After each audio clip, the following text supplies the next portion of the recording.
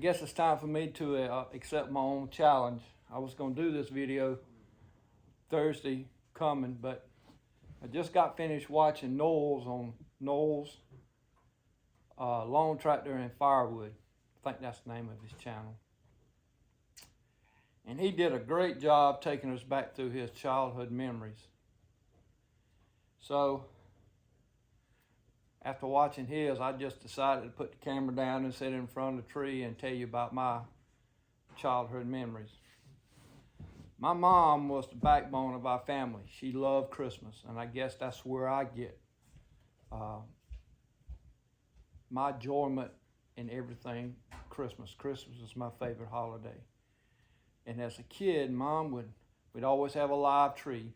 Of course, back then it wasn't, I don't even know you could have artificial trees back in the 60s and 70s.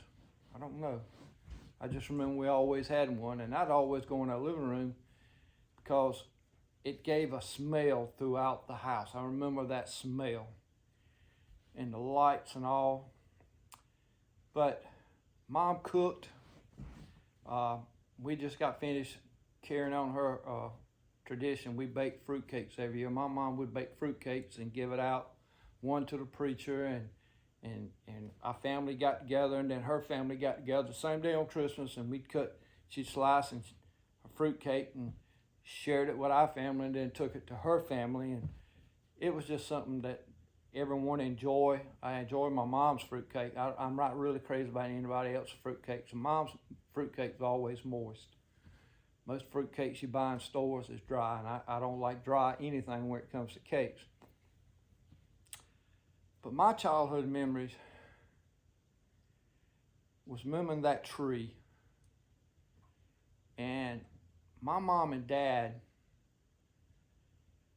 I never thought we was poor because we always had a house of love, unconditional love. So I always thought we were rich. But in today's times, looking back, I don't know how my mom and dad did what they did. My dad worked in a cotton mill, and my mom worked at a sewing mill. And back then, they put you on production. You never really made much money. They had 4 kids. I had 3 sisters. And my dad always wanted a son, and he had 3 girls, and he finally, on the 4th one, he finally got a son.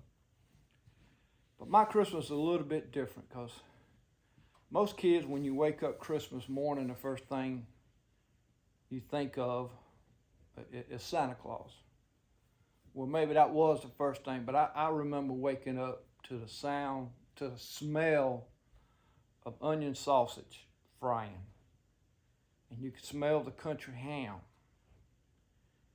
And I knew it was scrambled eggs, and I knew we had grits, and I knew it was jelly on the table, and there was biscuits in the oven. My mom cooked a feast Christmas morning, and all our family came over. And when it was time to open up gifts, Mom had one rule. Our whole family had to go into our small living room together. You just couldn't open the door and go in. The whole family had to open the door and go in all at once. Well, my dad, his birthday was Christmas Day. 25th was his birthday. And he always pretended to want to sleep late on his birthday. So Mom wouldn't let us go into the living room to Dad join us. When Dad said, I could still hear him hollering, "I'm going to sleep late today. Y'all going to have to wait." So Mom and them, it was a little game they played between them. Well, you got to go get your dad up. So we'd go in there and we'd holler. I remember I was probably 4 or 5 years old when I joined in, jumping up on the bed, trying to pull. 3 sisters had one leg. I had his arm trying to get, and he had a hold of the other bed, trying to drag him out. But Dad would laugh, and he'd have his fun, telling us to leave me alone. But Mom would let him have his fun for a while, but then finally she went in there, and she got him up. And we all went into the living room as a family. And everyone had their stack of gifts. And yeah, you heard me right, a stack. And each stack was rounded off with a full stocking. A stocking, as in a woman's stocking. And it was full of oranges and apples and different fruits and bananas and candies and little toys. And my favorite was rounded out with fireworks. We all got fireworks. That's a big to do back then, shooting off fireworks. Everybody done it. You had firecrackers and a little bit of, what you call them things, babe, with the sticks on, stick? Sparklers? No, not sparklers. Bottle rockets? Bottle rockets, but them little small ones. Everybody got a bundle or two of them, and a Roman candle came along later. But everybody had their stacks of gifts. And I remember getting my first BB gun. I thought I was something. A Daisy. Rough Rider BB gun.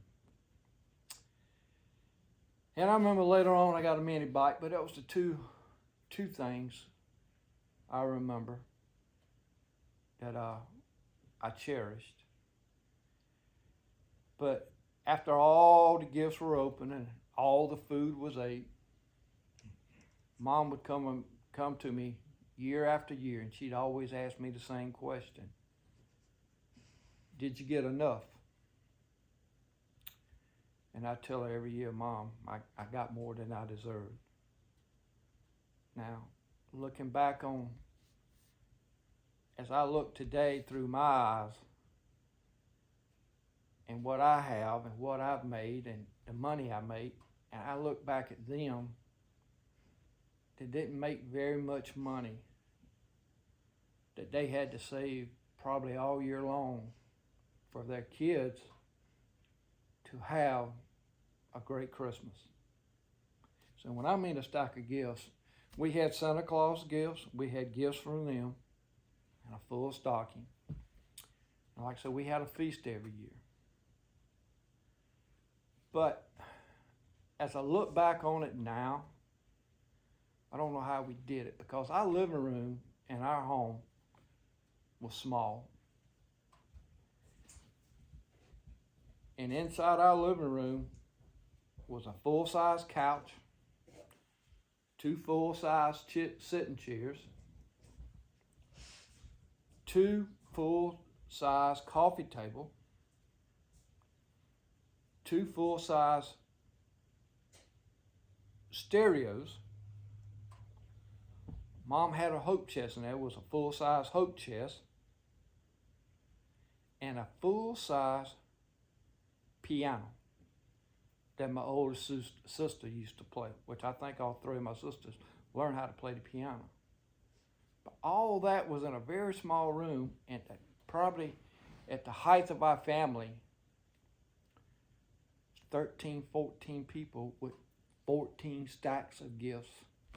As my sisters growed up and got married, and some at the beginning had kids. I think my older sister had a daughter. That's my sister and brother-in-law that killed in a car wreck. But Tina was, I think, 6 or 7 years old when they died in a car wreck.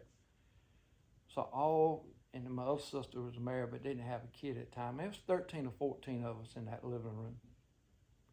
I do not know how we did it. But there's only one word that I can think of to describe it, and that would be perfect. Because it was a great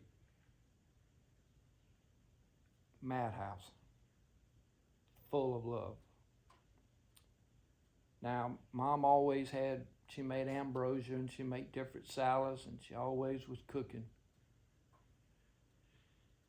We didn't have many decorations. Mom and I asked, as I probably was 8 years old, I even had my own Christmas tree to the back of the house where we ate at. She let me have my own Christmas tree, and I decorated it. But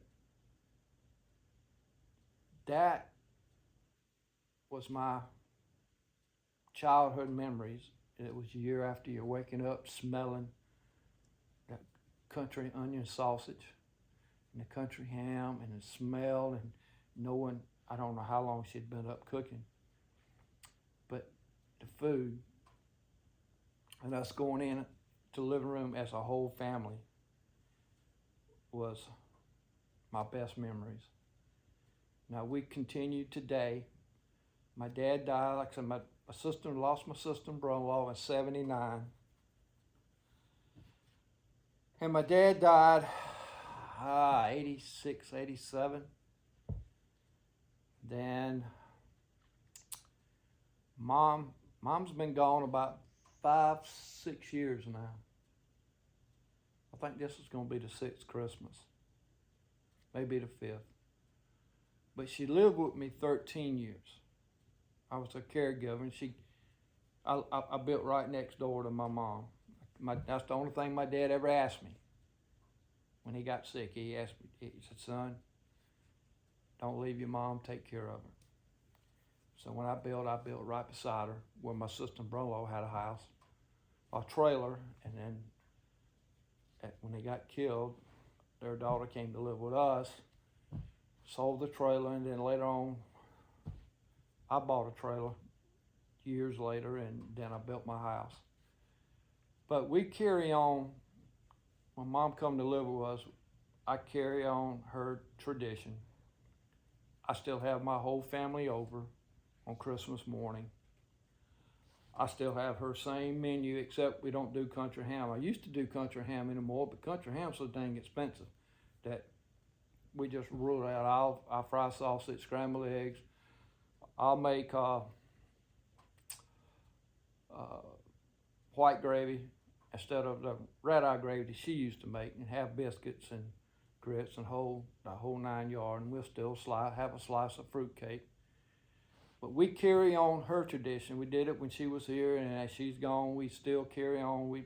Our family still meets at my house, and we still celebrate Christmas together. And for the last 2 out of 3 years, I've had COVID, and we didn't get to celebrate it. But my sister, she picked the ball up, continued. We don't drop the ball. She continued. She cooked breakfast for the rest of the family. So this year, I hope everybody's well. We can get together and carry on the tradition again. So that was my Christmas, and I enjoyed seeing Noel and listening to him, and I even sent him a comment watching him laugh at his own, talking about his kids. They wouldn't get to bed about 1 o'clock in the morning, and the kid was up at 3 o'clock trying to get them up to open gifts, and he started laughing at his own story, and that was good to hear. That was the reason behind the Christmas memories. Just getting you to relive things that meant so much to you and made you laugh and make you smile. Yeah, sometimes even will make you cry because you don't have your loved ones. You don't have those memories that you did as a child. So this Christmas, I hope you go back and you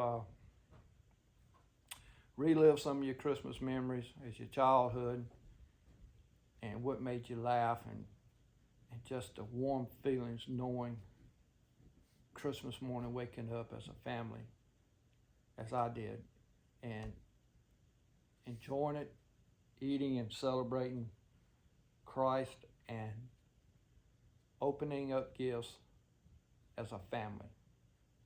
Even though it was in a tight shoebox, I wouldn't change a thing. So I hope you have a great Christmas week coming up. Celebrate it with your family and your friends. Maybe somebody you hadn't talked to in a while. Give them a call. Send them a Christmas card. Appreciate y'all tuning in. I hope to hear more stories from your memories of your childhood, what made it great. You know, my wife mentioned maybe somebody didn't have it great. Maybe something, happened, a bad memory, or lost a parent when you was a child. But, memories and memories. It helps you laugh. It helps you heal if you're hurting. So we look forward then to hearing all the good stories, your memories. But me and my wife and Rosie's in a blanket sleeping right now. Wife's behind the camera. Hope you have a Merry Christmas and a Happy New Year. Appreciate you tuning in. This is Rec Outdoors.